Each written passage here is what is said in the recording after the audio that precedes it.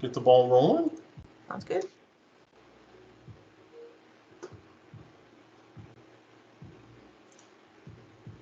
So far, just you and me in the meeting.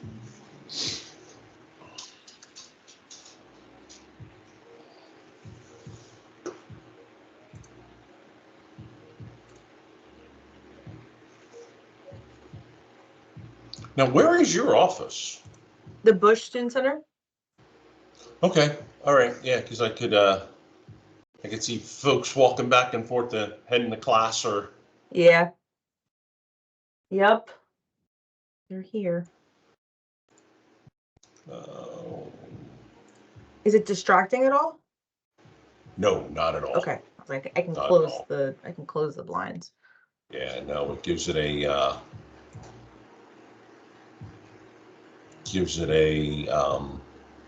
real feel to it, like there's actually stuff going on in the world instead of the blurry background that I have. And I just turned my camera off. So. I was gonna use my Rutgers background, but I was like, it's Rutgers enough.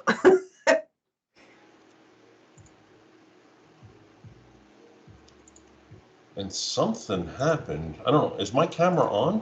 It's off. Yeah, it was on. Now it's off. Or no, it's back on. You're back. I got this new version of Teams, and now I can't figure out how to add like my own background or anything like that.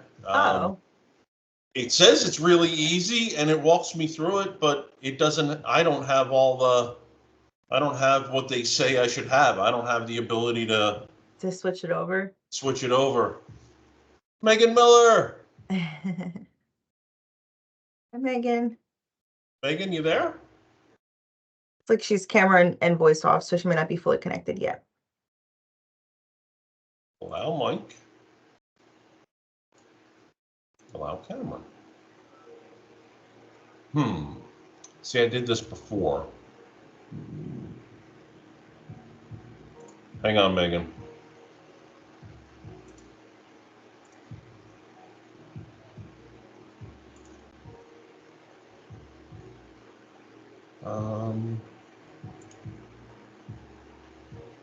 Settings. See, and this is what makes it harder.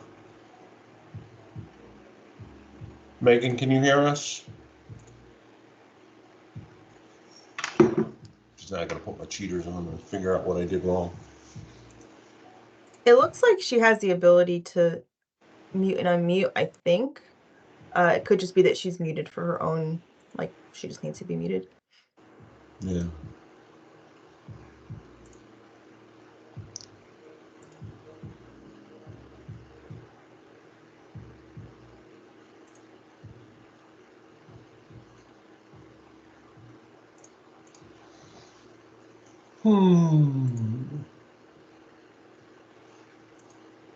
Well, it's just the three of us right now. It's a party.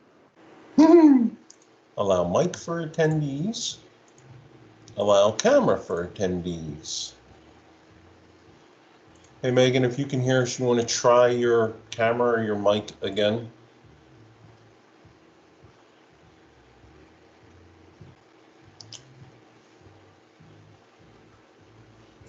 Or even just let us know in the chat that you can hear us.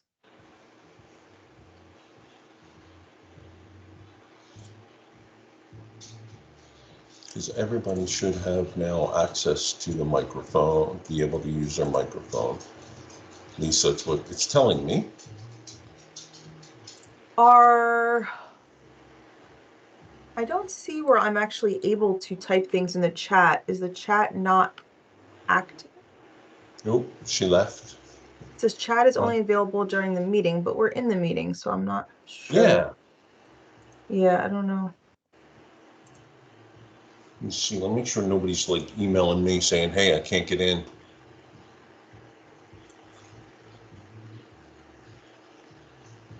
No. All right, so we don't have anybody sitting waiting to get in, so that's good. That's good. Let me call Megan and see if she's coming back. It is actually much easier on like Zoom than Teams, it seems like. Yeah, I'm not sure what's going on.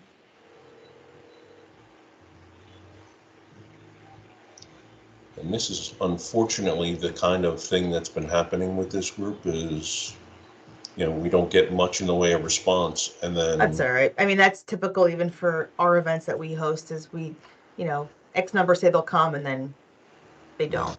So it's fine. she may have gotten a phone call.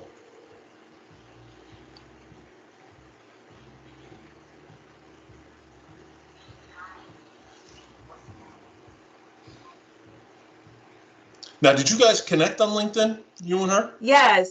So Megan reached out to me on LinkedIn and sent me connection request. And then she actually, I haven't responded to her yet. She sent me a very nice recorded note yesterday, just kind of wishing me good luck today and wanted to connect further. So I'm going to reach back out to her and have a further conversation.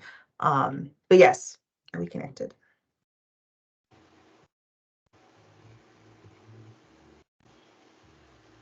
Okay. So, since it seems like it's just going to be us, and again, just keeping an eye on to see if anybody else joins in. I just asked Megan if she was able to hear us, and she'll probably get back to me and let me know. How do you want to do this, Catarina? Because I want to be respectful of your time, and Sure. if we don't have anybody joining us, do we hang for a few minutes, and then if it doesn't happen, we kind of say, "Hey, so it didn't happen," and That's fine. clearly, either I didn't mark it right or message it right, or would you rather kind of go through and? I'm open to either. I'm yours from now until 1 o'clock. I'm open to either. I'm blocked off until 1 o'clock. So if Okay. you would like to proceed, I'm happy to, and you want to record it, that's fine. If you Yeah. want to try to do it again a different day, that's fine too. I mean, it's totally okay either way, truly. Like it's totally fine. And I did take some notes down, so I have some thoughts that I can share. Along the subject line, but again, Yeah. Well, either way. she's restarting and coming back. Okay. So if she and I said she thought the problem was on her end. I said no, I think the problem's on the way I set the meeting up. So we'll see when she comes back. If she can hear us, at least then we kind of have one thing answered. And then if you guys want to spend some time chatting, I mean, I absolutely would love to be a part of that. And then we don't have to, we don't have to do anything. I can stop the recording and it can just be a conversation kind Sure. of for you guys a little bit. Yeah. I'm good with that because again, I kind of blocked my time off as well. So, Okay. Either or. I want this to be of value to you Yeah, too. yeah. Either or is totally fine. And like I said, if you want to reschedule, that's also it doesn't. You do both. It doesn't. It's fine. As far as I'm concerned, it's on my calendar for right now, so there's nothing else that I have to do right in this moment. Got it. Got it. Nothing else that you have to do, but maybe stuff you want to Oh, do. there's lots that I can do. Cool. All right. Yeah, she said she's logging back in Okay. now. So let's see. And I think you'll love her. She's just like Yeah. a bundle of energy and has such great ideas. And you know, um, this is kind of disappointing though that this is. Basically, just a day in the life. This is pretty True. typical. And I had like some cool slides set up and. All right. I mean, maybe it's something we reschedule for a different day and could always attempt it another time. Yeah. Oh, look at that logo and everything. Yeah. You see it? Yeah. Did you know that Rutgers is discontinuing our use of anything but the Rutgers block R on like promotional materials? So even like that Rutgers as it's written, like we're not really allowed to use it. We have to pretty much just use the block R on our like anything that we want to brand, Yeah.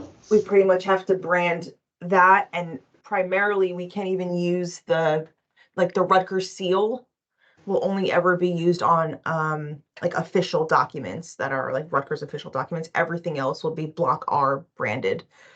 Oh, wow. I'm not sure why they're getting away with doing away with like the long form Rutgers, but they are. Yeah. Well, um, that's a shame. I mean, I mean, I got it, right? I mean, it's Yeah, the Block R. It is what it's it is. trademarked. What it's, it's pretty much everywhere. Yeah, But like I do like the old this yeah, pattern, the Rutgers late like font. yeah. I'm trying to think what else I have that has. Like up there, I have the seal version of it. Yeah, and the like even the uniforms, right? The old uniforms that just had the Rutgers or the, geez, I remember when it was the logo was kind of the outline of New Jersey with a Scarlet Knight kind of Yeah, I know almost what you're like talking about. I Yep, mean that's cut out in it. Yep, I know what you're talking about. Yeah, so now it used to be only athletics could use the Block R, and now it's gone to where like you pretty much only are able to use the Block R if you want to brand something for your department or for whatever. You pretty much have to use the trademarked Block R for mm, your, whatever you're doing. yeah. Yeah. I don't know if Huh, they fully that's rolled it out interesting. When yet, does but yeah. yeah, when I does that think happen? I'm sorry. I think it's like very actively in play right now, and I think the goal is to have it like fully transitioned by the end of this semester, so by the end of Oh, May. I think that's the plan. Um, but yeah, we've been basically like just anything that we have. And we even have like shirts that have like Rutgers written like that we really aren't supposed to use anymore. We have this one, like this sweater that has, I'm gonna use it anyway. To be clear. But we have like the Rutgers Career yeah, yeah. Services, like we have all that. We're supposed to only use the stuff that has the block on. Huh. I'm gonna use it anyway. Yeah, no, I think yeah. I'm not gonna all of a sudden get rid of, When I was 15 with years of Hilton, apparel. yeah, when I was with Hilton, we used to make changes to the logos all the time. Yeah, And I was like, look, I got 500 business cards that have the old correct. logo, or I've got, I've spent thousands of dollars on swag. I'm still going to use it until I'm out, and by that time you might have changed your mind and gone to something else. Right. Um, And for us, like business cards, we don't even have a budget anymore for business cards. So that business card is what it's gonna be for, yeah, until I run out of my, yeah. a Because thousand how that I many have times do sitting you get here. that email of, hey, listen, it's the end of the fiscal year and we've got thousands of dollars that we haven't spent yet. So go buy business cards, go buy letterhead, go, Right. put stuff in play. And oh yeah, all right, now we're going to change the logo. Yeah. And Yeah, you can't use any of that anymore. Yeah, no. yeah, yeah. But, Yeah. Definitely no. not. All right, let me see where she is because again, um, Yeah, I would say if she's unable to join, then I think probably we can just either, table it, or try to reschedule for a different day. Either one is fine by me. yeah. Let me see what she says. Sorry, It's oh, okay. there Oh, she there she is. is. Hey, can you hear us now? I can. So, um, so I tried to be really cool and sit That was your outside. first mistake. That was my first mistake because it's like 70 degrees outside.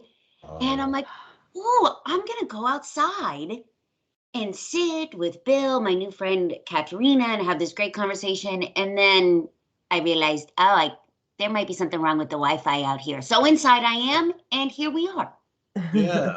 And I'll be honest with you, don't, give yourself some grace because I'm not sure it was you that had the issues. Because when I set up these Teams meetings, there's a couple of, I'm still new at it and I forget to kind of say, enable mic for everybody. So I've got some work I got to do to kind of make it easier for everybody, which I guess in some ways it's good that this is a test drive. There we go. Perfect. And because it's just the three of us. Now, there was only 5 other people that signed up, but it's the three of us. So, and I can't imagine spending lunch with 2 people I would rather spend lunch with, except my wife, maybe on a beach somewhere. So Megan Miller. Smart answer. On this recorded line. Megan Miller, it's my pleasure to introduce you to Catarina Caulfield. Catarina, my pleasure to introduce you to Megan as well. So kind of what we were talking about was, do we kind of table this conversation and give you 2 the opportunity to kind of talk and get an understanding, and maybe there's some opportunity here. Megan, I still want to kind of publish and promote a conversation with you next month for sure. And Catarina, please feel free to join that as well. I'll send you the invite. But really, I kind of want to make this time valuable for you 2 now, since it seems like I've got some work to do on my end to get some engagement. And that's it. That's what I got. That's what I got. Thanks for coming to my TED Talk. Yeah, I mean, I'm happy to chat, and I know that you sent me that nice message. Thank you so much, Megan. I didn't get a chance to respond, but thank you so much for the message you sent yesterday. I really appreciate it. I would love to connect further and have a further conversation to see where we can go with it. Yeah. Catarina, I would love to hear from you. Well, one, this is reason number 787 why I think it's so important to be intentional on who you surround yourself with and the rooms that you stand in. Because then that's what I love what you guys are doing here, because the ripple impact is so strong. People know good people. And I just think that that's become such a lost art in this very sort of digital transactional world. And the other thing I think, and I'd love to hear both your feedback, and Catarina, I'd love to also hear more about what you do. Yeah. Is that our Gen Z culture is really having a hard time with understanding how to network and coming out from behind the screens because they've never really been taught how in their generation. Yeah, so that's actually Bill had sent me the question that you had with regard to like what's new with Gen Z in the workforce, that kind of stuff. So I guess to do a quick intro. So I've been I'm a 2-time Rutgers grad, but I've been with Rutgers professionally for 7 years. Prior to that, I did recruiting. So I was in the recruiting space for 8 years before joining Rutgers professionally. And I did insurance recruiting, was the work that I did, property casualty insurance recruiting. My work here is focused on employer relationship building, recruitment strategy, engagement, that kind of stuff. So I do work with students. I teach 3 career courses as well. But my primary work is employer facing. But so when Bill sent me that question, I started to kind of think about it and ruminate on it a little bit. And so it's actually interesting, because you're right about the behind the screens thing. However, so I don't know if you're familiar with Mary Scott. Mary Scott is a professional kind of in the higher education recruitment space. She used to work in career services at university, and now she actually owns her own consulting firm for research and that in this space. So she does research, like longitudinal studies on recruitment for early talent, and like what they value, what kind of recruitment metrics work, what kind of recruitment programming works. And so her most recent survey or study that she put out this past year basically looked at the fact that Gen Z, or this most recent class, actually prefers in person sometimes. So in person for specific things. So things like a career fair, for example, they want the recruiters to be there in person. They'll go to a virtual, career fair, but they value the in-person career fair way more. In person, other like recruitment related initiatives, they want the recruiter, the employer, to be there in person. And part of that goes back to this cultural shift, if you will, with Gen Z, which is around the subject of like authenticity. they value authentic connection, authentic, like communication, authentic acts versus just like performative, I guess, stuff. And culturally, as far as the career place is concerned, like there's a shift towards questioning. Um, you know, even when I kind of first started working, it was very focused on like whatever your boss said, that's what you did. Like that's, that's, you didn't really ask questions. It just was what it was. And so Gen Z is more so like, yeah, but why? Okay, you want me to come to the office, but why? Like, what's the like, why am I doing that? What is, and if there's a good reason, okay, fine, like that's okay. But not just, well, because we've done this for 50 years. Like, yeah, but why have you done it for 50 years? Like, you're telling me I can't do this. Why can't I do that? And so it's more of that. It's not just accepting whatever is being told as truth. It's they're more skeptical, part of which I'm sure has to do with the fact that they were born into social media, and are inundated with information, both false information as well as real information, and having to sift through all of that to find the real information. And so, yeah, so they really, when it comes to recruitment activity, they really value authentic connection, authentic effort. Um, even like, and we tell students this, we tell them, make sure you're tailoring your resume, make sure when you're reaching out to somebody on LinkedIn, you're not just sending like a blanket message. Actually you're reaching out to a person, not just 100 other people. And I think the reverse isn't always done for the student, where they're getting the blanket messaging and that just goes, they are so inundated with information between Instagram DMs and TikTok feeds and emails and messages and this, that, it's just constantly flowing at them. So they don't pay attention unless it's really meant for them, I guess, is the thing. Like they'll listen, they'll pay attention, but if it's not actually meant for them, it's just noise. It's just more noise to add to the noise. And they have the shortest attention span in and I don't mean attention span in the sense that they can't do long-term projects. It was like I forget what study it was. I think it was a Microsoft study, that said Gen Z has like an 8-second attention span. Millennials, myself, have like a 12-second attention span. Boomers have like a 20-second attention span, and the silent generation is 25, and Gen X, as usual, completely left out, because they weren't even part of the study.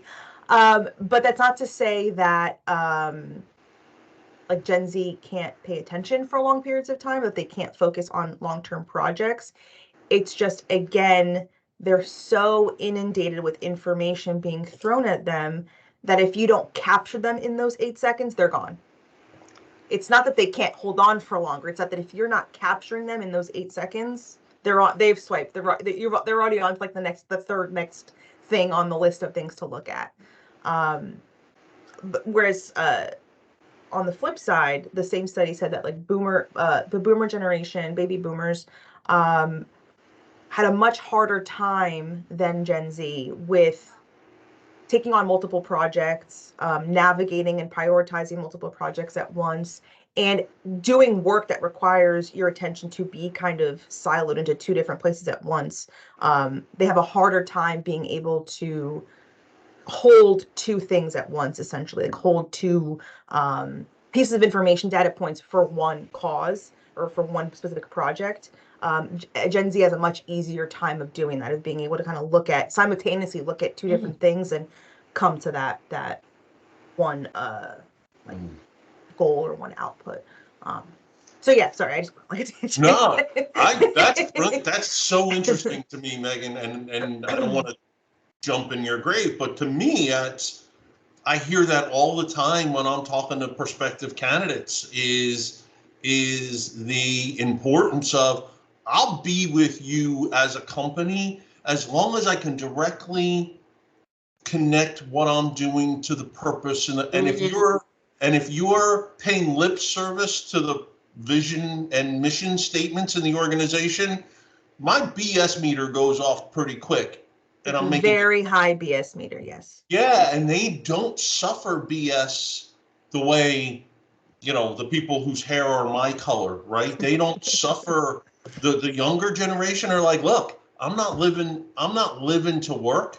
I'm working to live, and I want to go and be a part of an organization that doesn't, you know, doesn't say we're going to save the seals and then goes out and kicks puppies. We don't want to be a Correct. part of that conversation. And I'm hearing then from the people who are doing the hiring, who typically have color hair more that looks like mine, there's a disconnect there. They don't understand that, and they say we have a strong culture. How do you put your culture into play? Yeah.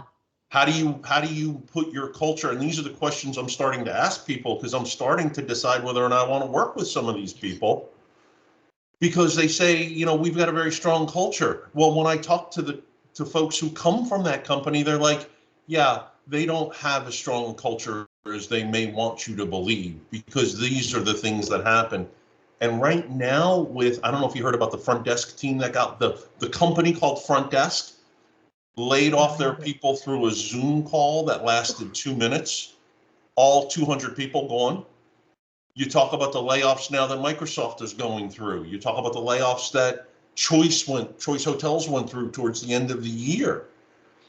There's a definite disconnect somewhere. So how do we, as Megan says, how do we put that intentionality back into our face first, mask down conversation? So it's so interesting that they like to be face to face. Sometimes. When they see the value. Yeah. And that's actually, that's the point, is when they see value. So they don't want to be in person for, if they can get the information from your website, they don't need to come meet with you to have that information. If they can get whatever you're going to tell them in like a 1 minute, 60-second clip of your office culture, they don't need to meet with you to have that conversation. They want to actually have a conversation, not sound bites from what they could have watched on TikTok or whatever. Same thing for coursework. So like they'll come to class if you're actually going to provide a lecture that's valuable, that they couldn't just read online or read in a book or read on another PowerPoint slide. If you can provide, my lectures for an entire lesson are like 10 minutes long on a video. I do asynchronous, so they're pre-recorded. They're 10-minute long, if that, videos, and that's the entire lecture. Everything else is written out. Everything else is provided for them that they can read through themselves at their own time. Again, it's asynchronous, so it's not like they can do it at their own pace. But that's kind of the point, is that they don't need me to walk them through every piece of what they can just read that I'm putting on the slides. Like they can read the slides. They don't need me to read the slides for them. I provide the short lecture of the background information, the substantive stuff that I can't sit there and write out. But the lectures themselves, they can read through slides. They don't need me to read through the slides for them. And Catarina and Bill, I would love to ask you both this. How are you seeing employers creatively and innovate to meet this generation where they're at? Bill, you said it so perfectly. We talk about culture in this intangible way, and people most often, I think it was Deloitte that did a study that said that 87% of CEOs said, we have a great culture here. Culture's great. We're killing it in the wellness game. And it was, I don't know, like 40% or less than that of the employees that said, actually, you don't. there's a delta there. So I'd love to hear from you both. What are you seeing or hearing that the employers are not doing things the way we've always done, are meeting this generation where they're at? I'd love anything that comes to mind. Catarina, I'll let you go. Yeah, I mean, some are doing a great job and some are not. And I think that's going to be the case for ever, probably. Some organizations are doing a good job of putting their money where their mouth is. And I don't mean that like just throwing money at the problem, but actually investing in a real way in providing resources to their staff, providing compensation that meets the, and that's the other thing is, if you say you value your employees, how do you value your employees? Mm. What does that mean? Are you saying that because it's a nice thing to say, or are you actually investing in not just their compensation, that's part of it, but investing in their future as career professionals? So are you providing real professional development opportunities? Are you providing stipends for education, furthering their education, whether that's going to be training and education to stay with the organization or not? Things like that. Like, are you investing in your people beyond just, here's your paycheck, now go do your job? That's part of it, of course, but here's your paycheck, now go do your job. Oh, and by the way, you really want to do this manager job? That's great. While you're doing the job, here's a management training course that we can sign you up to be part of. Or even if, like, I'll give my employer, Rutgers, as an example. We don't have funding for a lot of the things that we would like to do, even as employees. Like, we just, budgets since the pandemic have just been evaporated, essentially. They're starting to come back, but they've been evaporated. And so it's not always the financial aspect. Sometimes it's simply like, okay, I hear you. You want more of X, Y, and Z in what you're doing. Here's how we can create that for you. So it might not be a promotion, it might not be a compensation, match, but it's getting experience and exposure to the things that are of interest or of value to that individual, that maybe they stay with that organization, maybe they don't, but they're still developing themselves as professionals for the next opportunity. Again, whether that's within the organization or not. Like, these are things you can reinvest in the org, or that you can take with you to, to your next opportunity, and supporting them through that journey of their next opportunity. So it's again, it's like the investment in the people.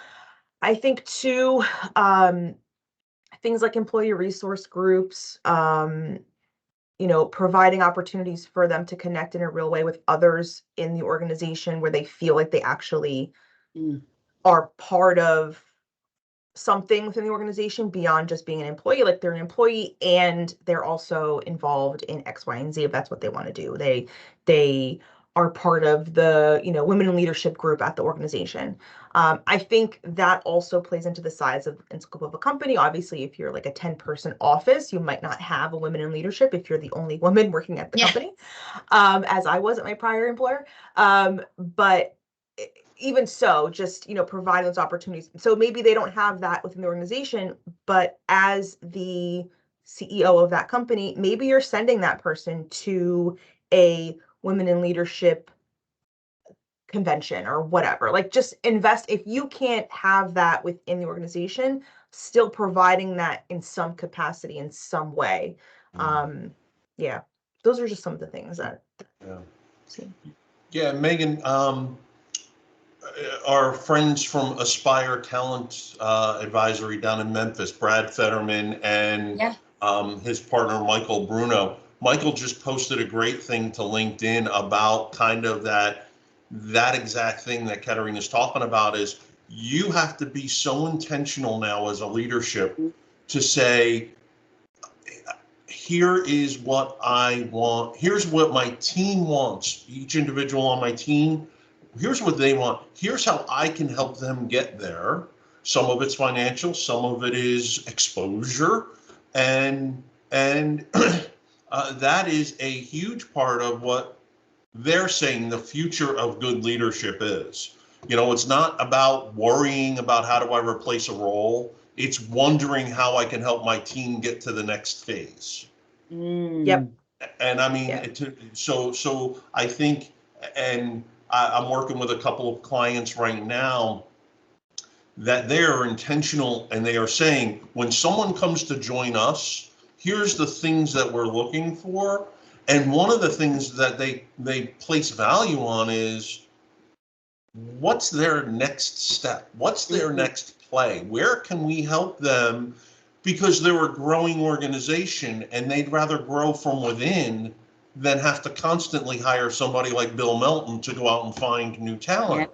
Smart. And, it's incredibly smart. And in some ways, I love that because I'm like, Same, that's the kind of thing people want to be a part of these days. Mhm. Something bigger than themselves, something, and it's always still the same blocking and tackling. It's just becoming more important to understand the nuances of how you help people develop. Yeah. That's kind of my take on it. Yeah. And like we'll host events just as an example of kind of vetting that the money where your mouth is, or vetting what an organization says versus what they do. So we'll host events that are like DE&I focused events or DE&I recruiting events, and we call them that. Well, diversity, equity, inclusion recruitment event. And so when an organization's like, oh yeah, we do DE&I, the first thing that I'm asking if they want to be part of this recruitment event is like, okay, like what does that mean? You do DE&I, like what does that actually mean? How are you doing DE&I? Like why are you coming to this event? Like what's the purpose? Is it because it looks nice to be part of this event? Or is it because you did a study or you did like a reflection audit of your organization and you saw that you had, a deficit in a certain area, and so you're making a concerted effort to make sure that you're bridging that gap and closing that deficit? What are you doing to bridge that gap and close that deficit? So great, you did all your hiring, you did all your recruiting.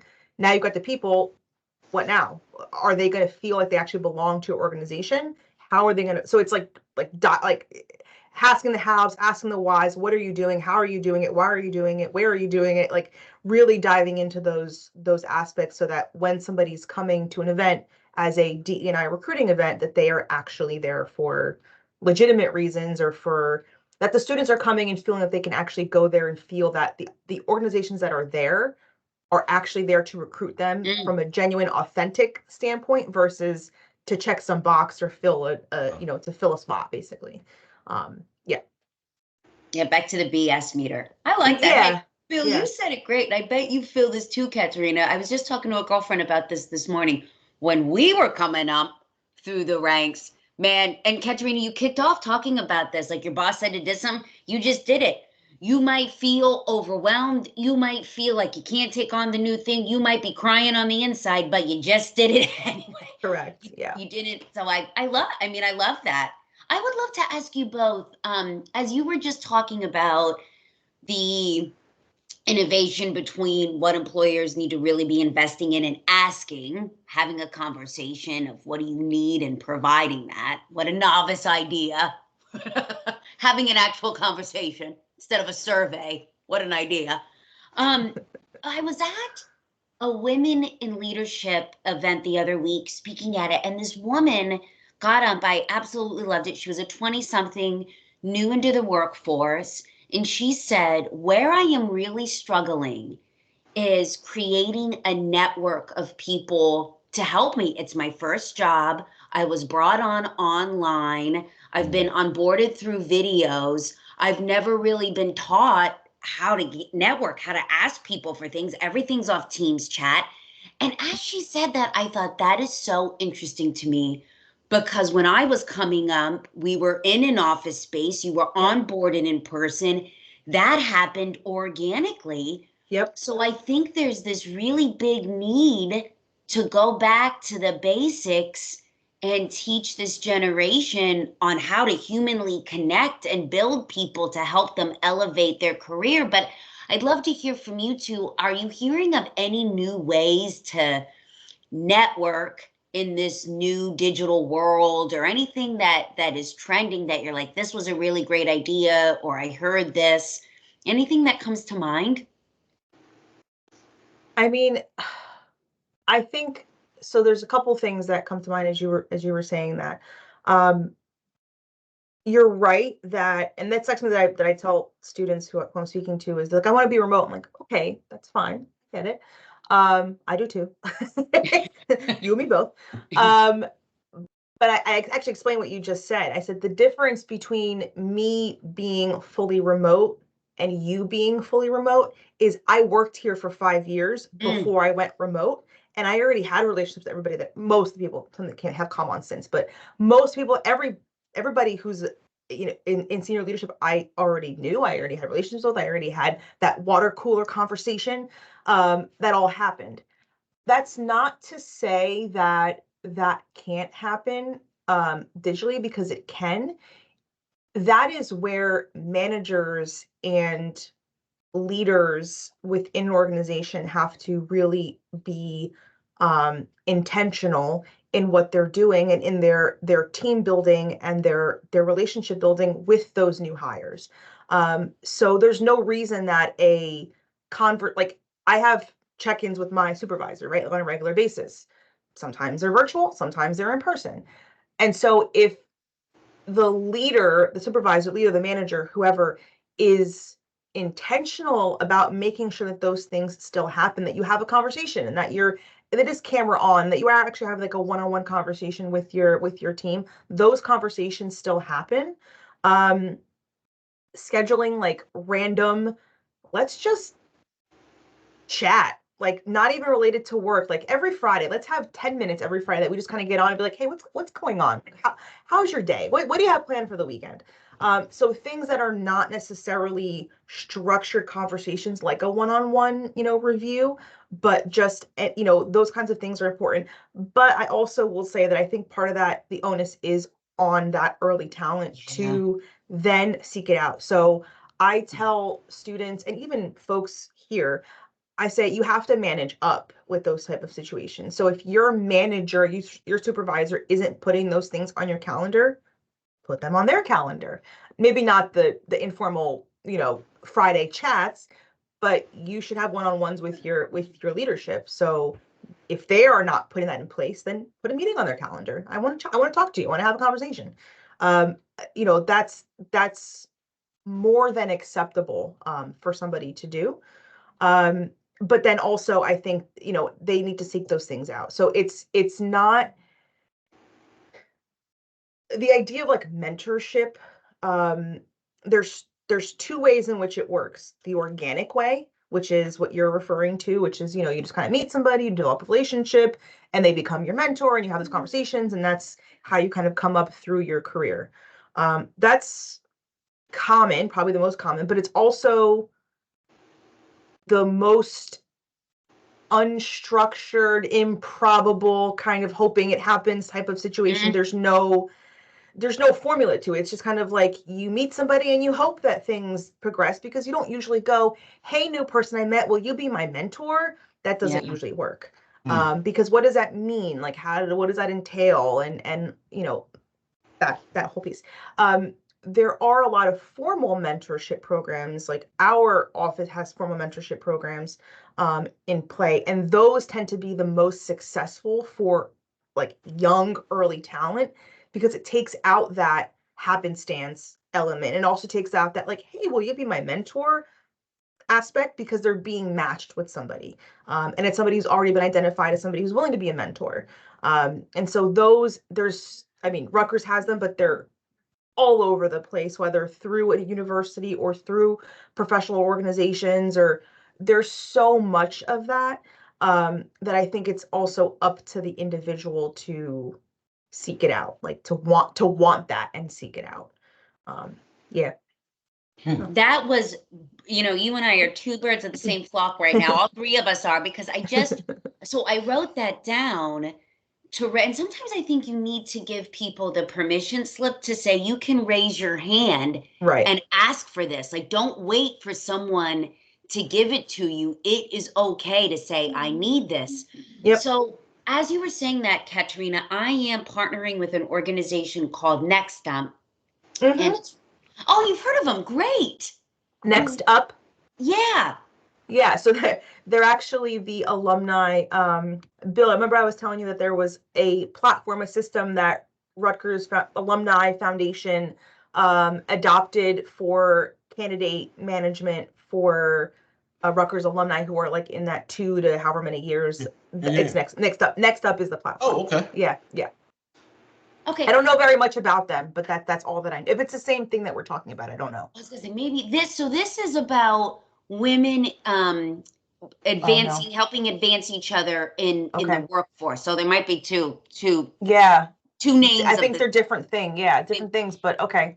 And they are really focused on helping Gen Zs get acclimated into the workforce and help build this tribe. So Okay. we are coming together in Westchester on February 8th to do like this podcast live event dedicated to the Gen Zs. And as you were just talking, I thought, God, and I'm going to reference you to talk about about having to be in the office, about raising your hand. I think that's so powerful. And I can send you the information because they really want to get into more universities, and they're a great gap between the employer group and the students.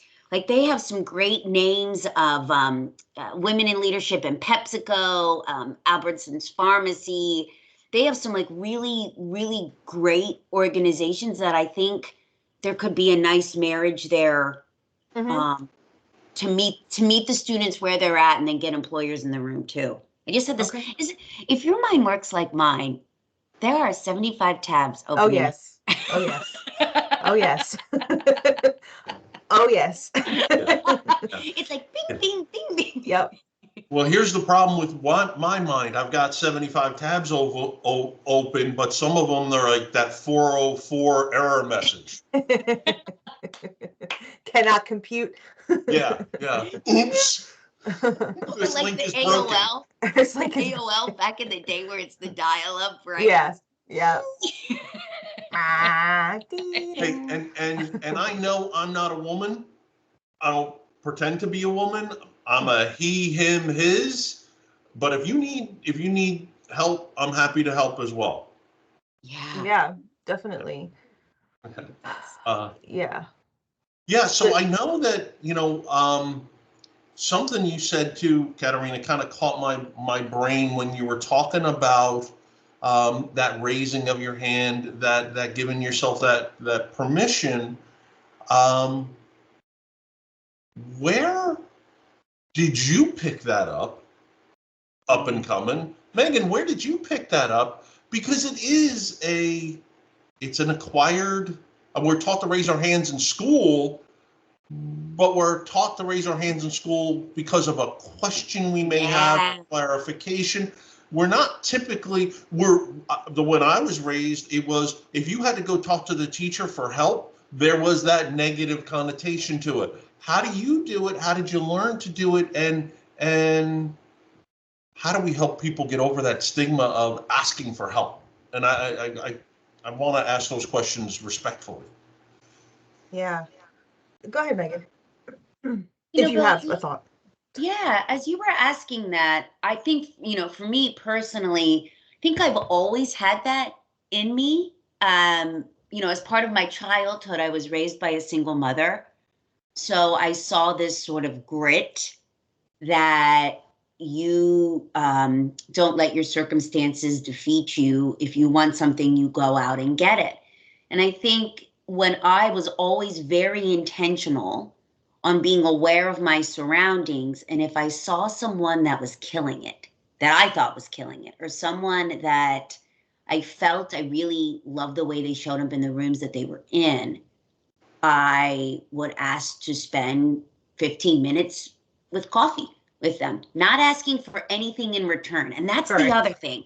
Yeah. I feel that in like you were saying earlier, Catarina, in this attention span world that we're in, I love when you talked about the swipe left. I feel that we are very quick as a society to say, hey, Catarina, my name's Megan. Nice to meet you. How can I work with you? Or, to go right in for the ask instead of really understanding the power of just a relationship to have an unscripted conversation and say, this isn't about me. But I think that was really how I was raised. And now I can see, especially over COVID, when you didn't have access to a lot of the data points that you once did because no one knew what was going on, the power in being able to pick up the phone and someone answer your call because you had a relationship with them. Yeah, no, you're right. And I agree with you about, I do think, to your point, I think it was something that I also kind of just always had. I always like to say I'm like very, very first generation college student. My parents have fourth grade education. All three of my four grandparents are illiterate. And so my parents came to America, and like my sister and I were like legal help, insurance help, how to buy a house, like all those things at the age of like 9. So it's those things. Nobody really ever laid those things out for me, I guess is what I'm trying to say. I had to figure it out, not just for myself, but for somebody else. And then translate that to somebody else. Yeah. And so I think that's part of it is, my whole life, essentially, it's always been, figuring it out, essentially, is been what it's been. And that's the same thing for college. I came to college, I had no frame of reference as to what that meant. I nearly failed out my first year here at Rutgers because I had no concept of what that meant. But again, then it was seeking, okay, let's get this train back on the tracks. Like, who can I talk to? Let me go talk to an academic advisor. Let me go. And I think part of it with the newer generation, and I mean, at Rutgers, I can say it here at Rutgers for sure, is there is so much out there in terms of resources and information that it's like information overload. It's like, even I didn't know to this day. I mean, I work here, I went to school here, I have 2 degrees from here. I still don't know half the things that are available here because there's so much that it's impossible, I think, for you to really download all of that and know all of it because it's so vast and there's so much. And that's just one institution. Like, if we're talking about the entire world, like how could, and so I think that's part of it too, is I mean, I don't consider myself old, but even so, I didn't grow up with, like, I didn't have Google, like, that wasn't really available to me even growing up until probably like high school. So those things weren't really available. Like, you had to search, but you had a very limited place to search for things. Whereas now it's like, it's just everywhere. I don't know. It's great and it's bad. It's good because it's available. Like, you can access anything. You can find out the answer to just about anything. But at the same time, there is so much information that it's also like having to sift through, almost like the BS to get to the legitimate information. That takes time and effort and all that stuff. So, I mean, I kind of veer off, but to answer your question, I think it's just, it was a product of how I was raised, to Megan's point, and then necessity. It was necessity as far as I was concerned. Yeah.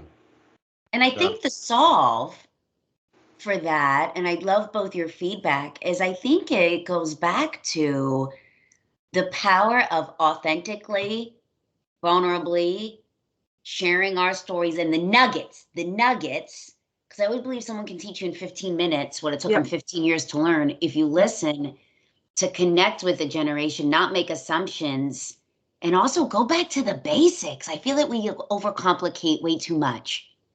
Yeah. And I love what you said, Megan, about the vulnerability.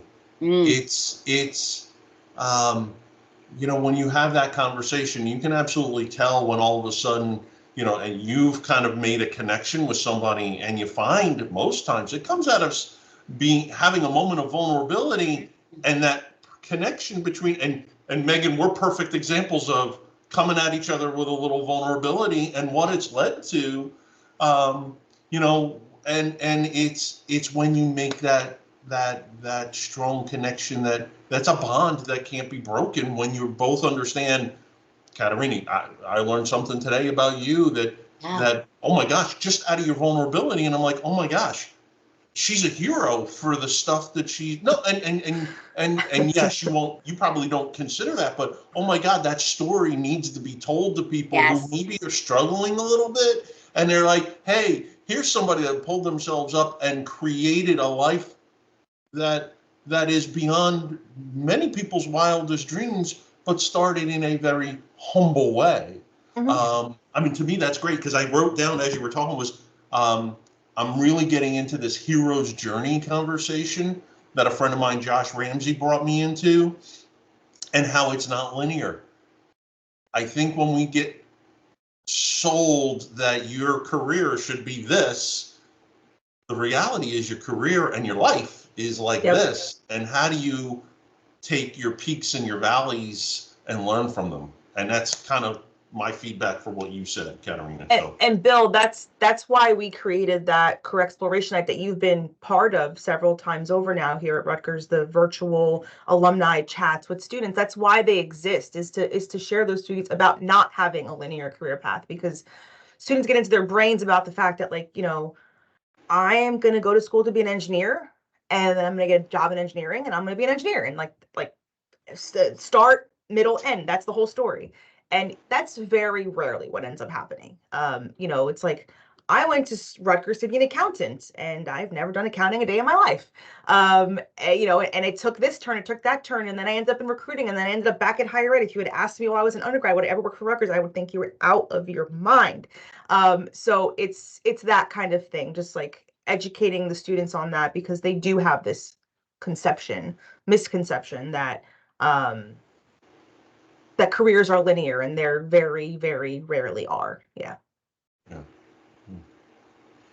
Well, this was a beautiful conversation. I can't believe we're already at time. Talk about, again, the power of an unscripted conversation. This was an amazing hour to spend my day today. Thank you, Bill and Catarina. Yes, it was amazing. Yes, I appreciate it. It was absolutely my pleasure. Thank you both for your engagement. Thank you both. So I'm wondering if this doesn't make sense, and I can kind of do, you know, I'm not real good at editing, but I mean, if I can edit some of these some of the little tidbits and share them out and say, look, this is what you missed. Yes. Brilliance in what you missed. But here, we're being a giving trio. We're sharing this with you. Absolutely. I'd love to do that. It might take a couple of days, but thank you both so much. I mean, I love this. Megan, every time we talk, I learn. Catarina, every time we talk, I'm like, oh yeah, I got to do more with Rutgers. So thank you both so much. And absolutely. Thank you for setting it up. I hope you guys stay connected, because I think it's we will. Brilliant.